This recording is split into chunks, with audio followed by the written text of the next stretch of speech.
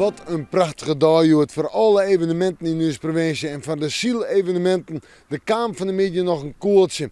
En hier onderwerken weet ik genieten van de zinnen en van het uitzicht. En als het dan toch hoe die zinnen gaat, die komt morgen wel weer om. Joen en vannacht. Joen eerst nog zinnen, een mooie ondergang van de zinnen en dan een heldere nacht met 10 en 12 graden. De wien die jouwt hem eerst even wat del, maar die wordt letter in de nacht matig en vrij krachtig uit het eerste mei. Die is eerst nog noordoosten. En dan zetten we terug naar morgen.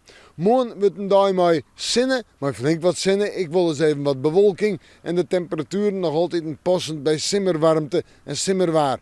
29 en 24 graden, de hoogste temperatuur in het zuidoosten.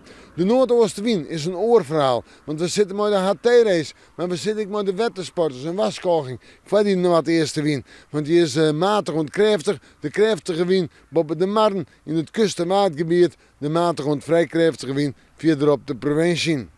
En dan terug naar sneeuw. Het vooruitzicht. Sneeuw en dag maar zo'n 21 graden. Een warme dag, maar zinnen en nog altijd die matige en krachtige eerste wind.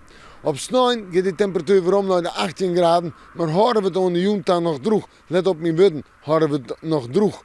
Want in de joen of in de nacht de eerste buien en man je 17 graden en dan betieden rein of een aantal buien. En dat buiengewaar en die waarsomslag zet tak een beetje terug. Het kan wel eens een flink wierte wieken worden. We moeten morgen maar weer even in het waarsje.